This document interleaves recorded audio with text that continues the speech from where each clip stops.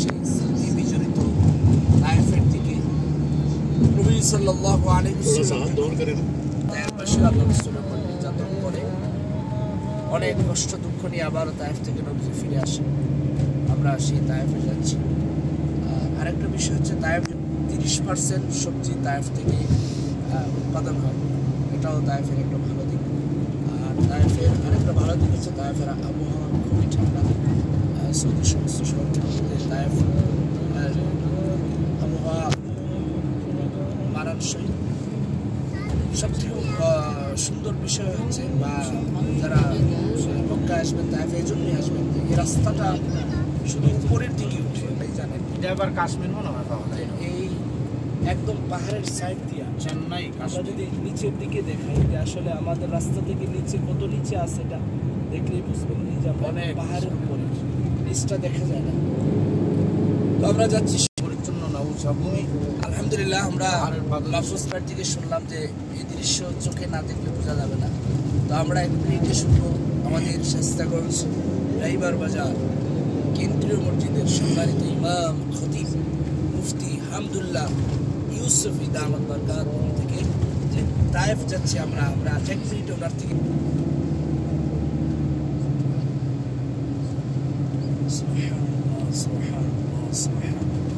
আল্লাহু আকবার উপরে দেখতেছি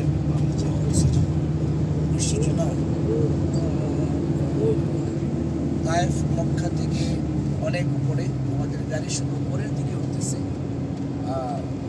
সাইড দিয়ে পাহাড়ের একদম পাদদেশ এসে পাহাড় কেটে রাস্তা করা হয়েছে। নিচে আসলে কত গভীর আছে এটা বলা যাবে না। নিচে আমরা রাসূলের স্মৃতি বিজড়িত সেই তায়েফের দিকে যাচ্ছি, যার সাথে আমার রাসূলের রক্ত মিশে আছে। যে তায়েফবাসী আমার নবী সাল্লাল্লাহু আলাইহি ওয়াসাল্লাম গভীর দেখা যায়, মানে গভীর কত গভীরে দেখা আসলে ভয় লাগে, গাড়িতে উঠলেও ভয় লাগে। দেখাইতে পারতেছি না আপনাদের ব্যারিকেড দেওয়া যে আমরা কত হাজার ফিট উপরে আছি আল্লাহ তাআলাই জানে। তো সেখানে রাস্তাটা খুবই এই যে দেখা হচ্ছে আমরা দেখেন ওই যে নিচে একদম পাহাড় পাদদেশ ঘেঁষে এই রাস্তা অনেক গভীরে দেখা যাচ্ছে, আসলে ভয় লাগে। রাস্তাটা করা রাস্তা গাড়ি পাহাড় থেকে পড়লে শেষ।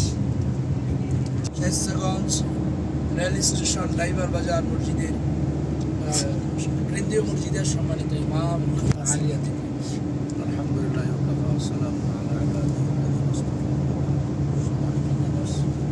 সত্যি কথা বলতে গাড়ি দিয়ে যাচ্ছে তারপর কষ্ট হচ্ছে।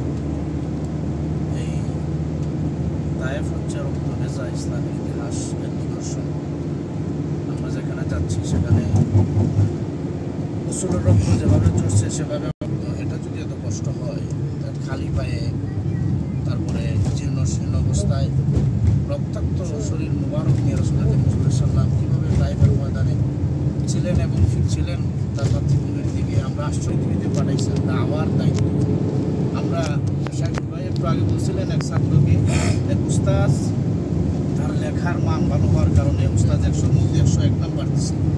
তো আমি দেখতেছি যে রাসূল সাল্লাল্লাহু আলাইহি সাল্লামকে আল্লাহ তাআলা দাওয়াতের যে দায়িত্ব দিয়ে পাঠাইছেন, রাসূল সাল্লাল্লাহু আলাইহি সাল্লাম যেভাবে যে কষ্টের মাধ্যমে তিনি আল্লাহকে এই যে মাকামে মাহমুদ আল্লাহ তাআলা দান করছেন, প্রশংসিত একটা স্থান কিয়ামতের ময়দানে, যেটা আর কোনো নবীকে আল্লাহ দেন নাই। কেন দিবেন? এত কষ্ট কি আর কোনো নবী করছেন? কোনো নবীকে আমরা ছোট মনে করি না। সবাই আল্লাহ তাআলার প্রেরিত বান্দা এবং তারা নবী রাসূল ছিলেন। সবাই সবার সালামের প্রতি প্রেম ভালোবাসা মহব্বত নিয়ে আমরা সালাম করবো। এই দুরূদের আমলের মাধ্যমে ইনশাআল্লাহ হাসরের ময়দানে সেই মহানবী মুহাম্মদ সাল্লাল্লাহু আলাইহি সাল্লামের সাথে আমাদের হাসর হবে ইনশাআল্লাহ। জাযাকুমুল্লাহু খাইরান।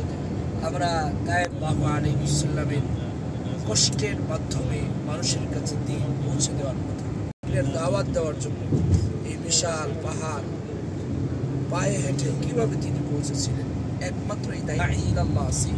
আমরা এই স্মৃতিগুলো নবী সাল্লাল্লাহু আলাইহি ওয়াসাল্লামের এই জায়গাগুলো অবশ্যই শিক্ষাটা শুরু যে আমরা আমাদের এবং সাহাবায়ে কেরাম সেই আফ্রিকার সাগরের পাদদেশে দাঁড়াইয়া সাহেব বলছিলেন, এই মানুষজন বলো তো ওই সাগরের ওই পারে কোনো মানুষের বসবাস আছে কিনা।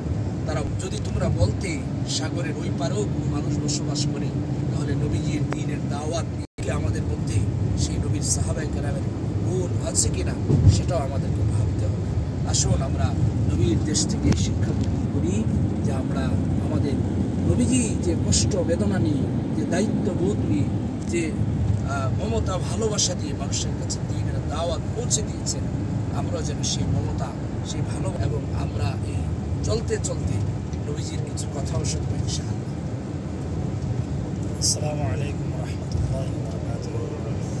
আলহামদুলিল্লাহ, আমরা এখন মক্কা থেকে সুদূর সরাসরি না দেখলে বোঝা যায় না যে এত উঁচা পাহাড়, যেখানে রাসূল করিম সাল্লাল্লাহু আলাইহি ওয়াসাল্লাম অত্যন্ত হয়েছিলেন একমাত্র আল্লাহ তাআলার জন্য, দ্বীনের দাওয়াতের জন্য। কীভাবে গোটা দুনিয়ার মানুষ চিরস্থায়ী জাহান্নামের আগুন থেকে পরিত্রাণ পাচ্ছে। আলহামদুলিল্লাহ, আমরা শুনছিলাম লাইফ সম্পর্কে, লাইফ রাস্তা সম্পর্কে।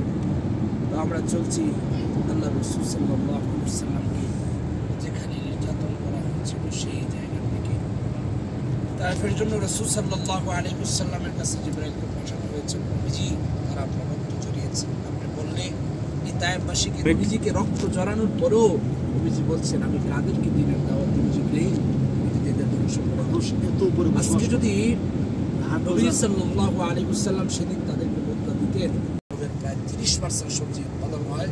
আমি মনে করি এটা রাসূল সাল্লাল্লাহু আলাইহি ওয়াসাল্লামের দোয়ার বরকতেই তাদের প্রতি রাসূল যে ভালোবাসা দেখিয়েছে, তাদেরকে রাসূল যে ক্ষমার এক উত্তম দৃষ্টান্ত দেখিয়েছেন, এই কারণে আজকে তাইফবাসী সেই দোয়ার ফলভোগে ভাইরা আছেন। এই সফরে আমাদের বক্তা পরিষদের প্রায় 10 জন সদস্য আছেন। এর মধ্যে থেকে আমাদের 2 জন বক্তা পরিষদের কেশিয়ার, আমাদের অনেক পিছনে নয়তো আমরা আহমদ ভাই থেকে আমরা একটা সাক্ষাৎকার নিতাম, আমাদের পিছনে আছে যায় কিনা আহমদ ভাই, মোবাইল পাচার করে ও আহমদ ভাই বলতেছেন ভাই, আপনার থেকে একটা সাক্ষাৎকার নিতে চাইছি। যাক ভাই অনেক পিছনে আমাদের ক্লান্ত শরীর, এই জন্য সাক্ষাৎকার দিতে চাচ্ছি। ওনার পোস্টার দেখে যত মানুষ মাহফিলে যাবে তিনি একটা সদকা জারিয়া হিসেবে সবের ভাগিদার হবেন। এই জন্য ভাইকে বলবো যত কমাইয়া পারেন মানুষের মাহফিলের পোস্টারগুলো করে দিবেন। ছিল সবাই একসাথে সফর করার একটা মজা আলাদা আছে। আর হাদিসে যেহেতু আছে সফর হচ্ছে জাহান্নামের একটা টুকরা, সফর মানে কষ্ট। তো এই সাথী ভাইয়ের একসাথে থাকার কারণে আমরা আমাদের কষ্ট ভুলে গিয়েছি। আর নবীর দেশ, এখানে কষ্ট থাকার কথা না, এটা আবেগের জায়গা। আমরা আসতে পারছি, আল্লাহ তাআলা আমাদের কবুল করছেন, এটাই আমাদের জন্য অনেক সৌভাগ্যের বিষয়। অনেক ভাইয়েরা বলেন যে দোয়া করে আল্লাহ যেন আমাদের জন্য বলার জন্য। ওটা বিনা মুস্তালাফায় ওইদিকে আরাফার ময়দানে যারা গেছেন দেখবেন নিম গাছ আসলো, নিম গাছ আছে। ওই নিম গাছ মূলত আমাদের মরহুম প্রেসিডেন্ট জিয়াউর রহমান উনি এই সৌদি বাদশাকে গিফট করেছিলেন কয়েকটি গাছ। তো সেই গাছগুলো সেখানে লাগানোর কারণে আর এখন হজের সময় যদিও এটা আমরা বুঝি না, এই উমরার সময় হজের সময় এটা থেকে হাজী সাহেবেরা ছায়া গ্রহণ করেন। আল্লাহ তাআলা ওনাকেও জান্নাতবাসী করুন। এই বিশাল তিনি সদকা জারিয়ার কাজ করে গাছ। এরকমভাবে আরও অনেক কিছু আছে যা আপনি এই দেশে আসলে দেখতে পারবেন।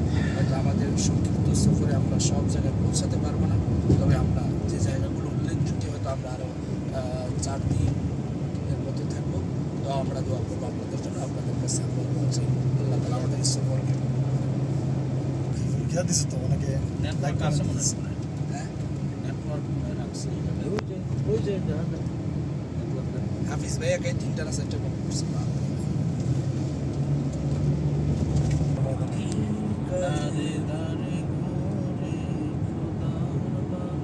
পৌঁছে দিয়েছ